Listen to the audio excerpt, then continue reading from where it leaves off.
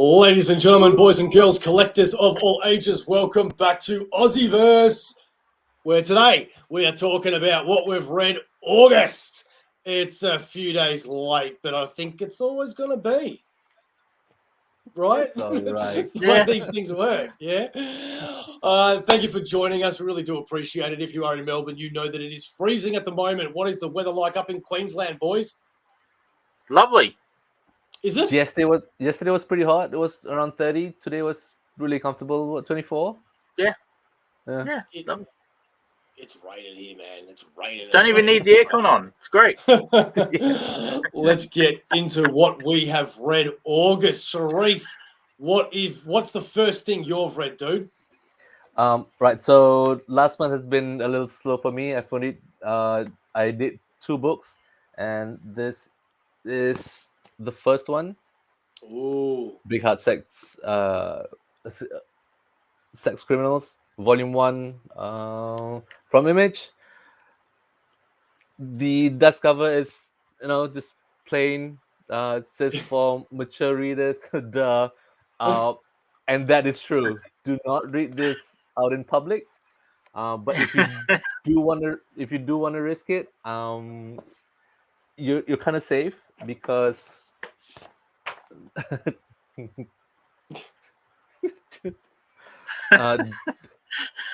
down boy, it's not sit, it's putting your dog down.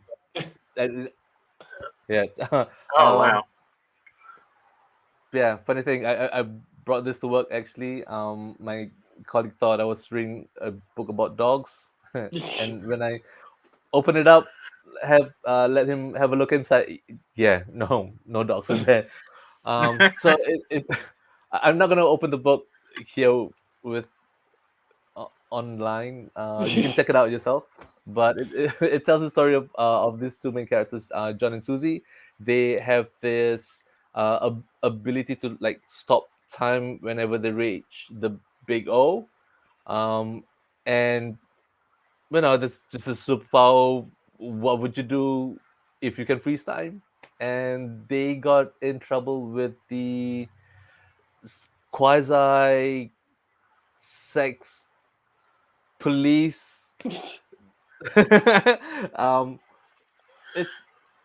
a really funny. It has a little bit of psychology thrown in it because John is suffering from some post childhood trauma that he's trying to work through with the help of Susie and a food court psychologist.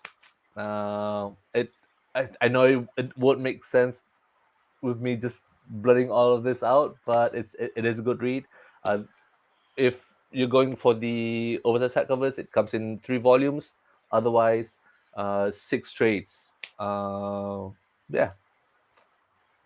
Yeah, I've wanted to read that for a long time. I love Chip Zdarsky.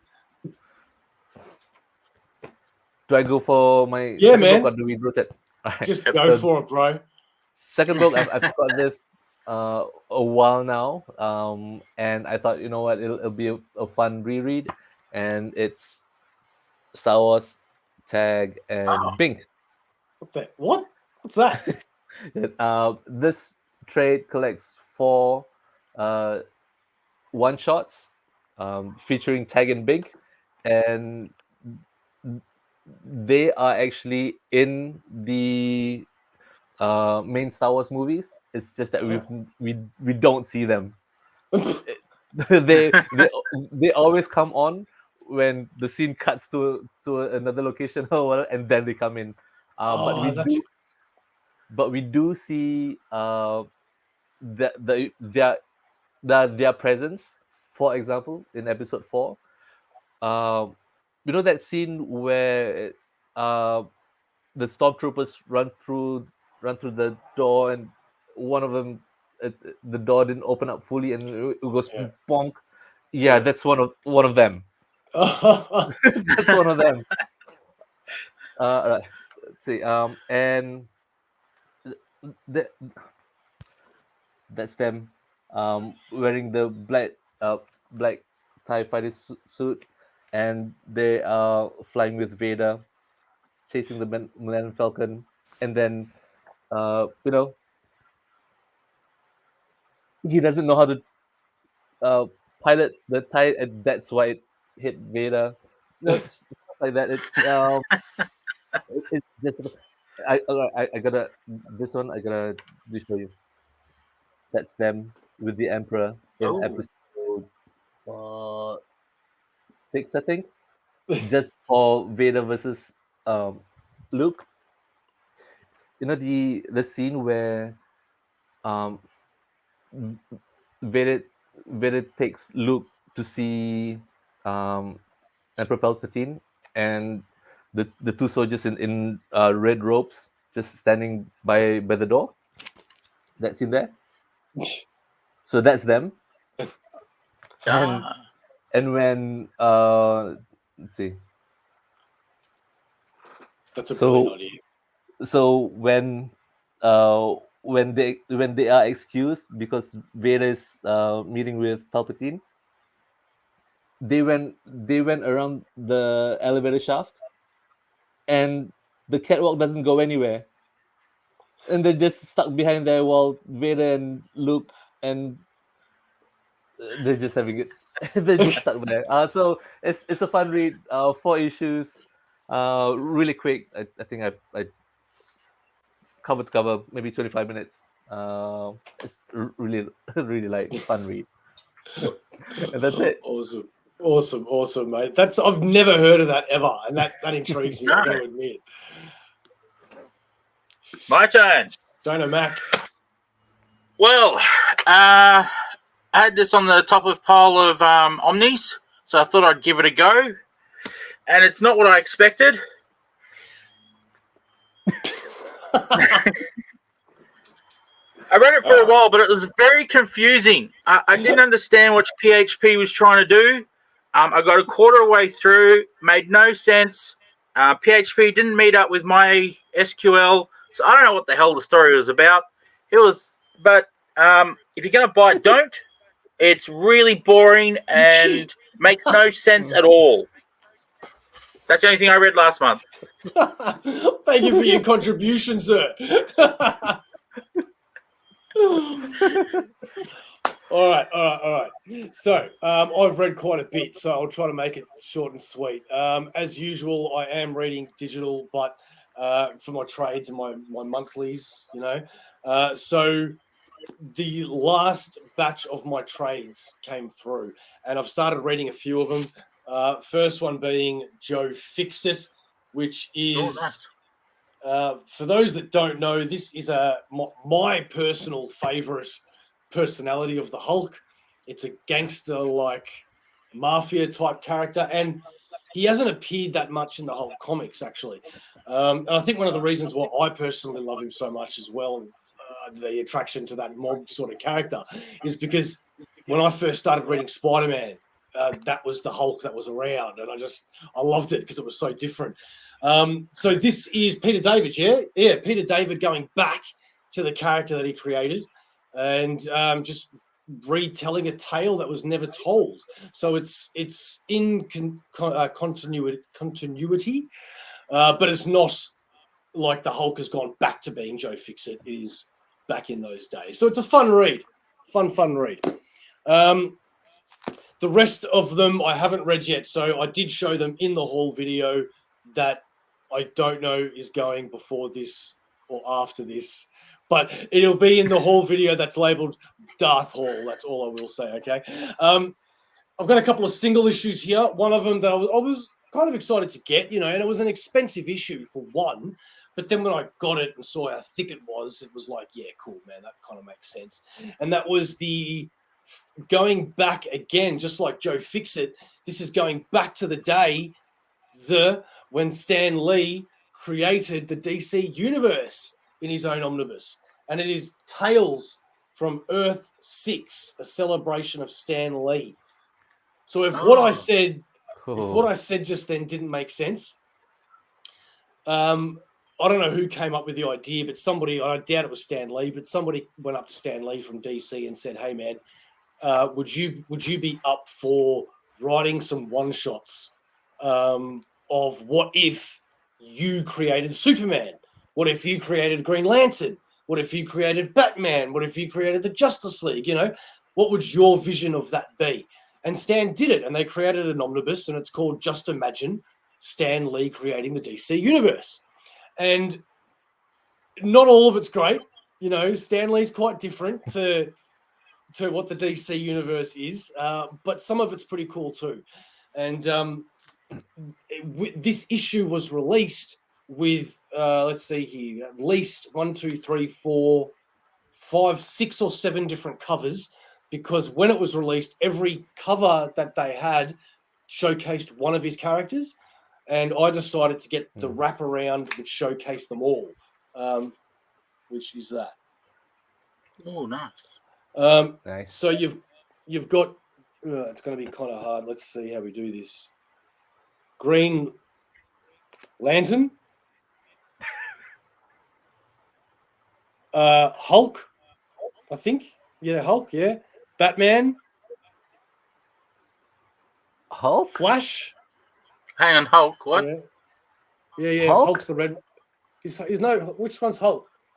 No. Oh my god. Hulk's Marvel, dude. I just realized what I said. Who's the blue? Oh my god, it's been. Shazam is what I said. Shazam is the big red guy. I don't get mixed up just with colors because I saw green and thought, oh, that's not what just happened. Calm down. Over here we have Superman and Wonder Woman and that guy, and it's pretty good. I didn't mind it. I wish it was more, and I've got to like put it next to my omnibus on the shelf because I'm a savage like that. The next two were the latest Kickstarters that I got, and I got to admit, man, these are really cool. Very cool for very different reasons because they're very different comics. But that is Ring Around the Rosie and Battery Hen. Now, now it's funny because Ring Around the Rosie, I know the people that created this, right? So I knew that I was going to like it.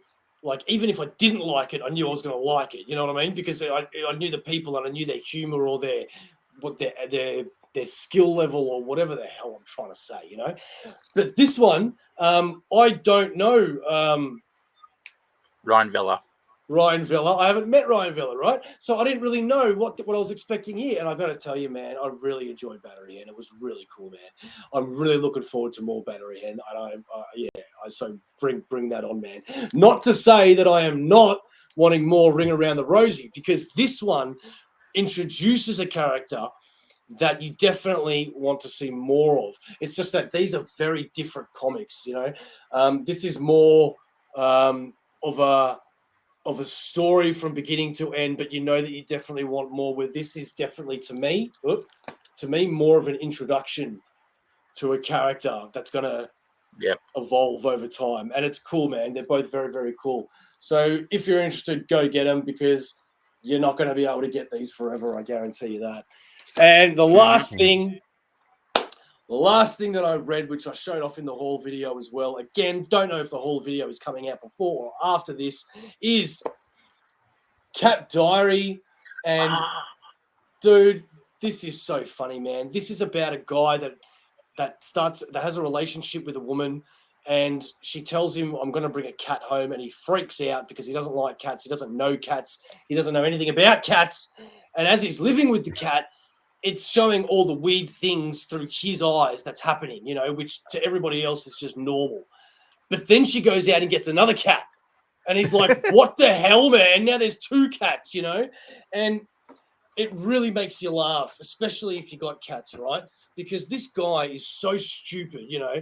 He's just like, he's freaking out at things. And like every time his partner is talking to him, she's got no eyes. You know, and so it's already showing his perception, like that she's a bit like, you know, she's a bit scary and freaky because she likes cats. And then like he meets the cat for the first time. This cat has a cursed face, you know.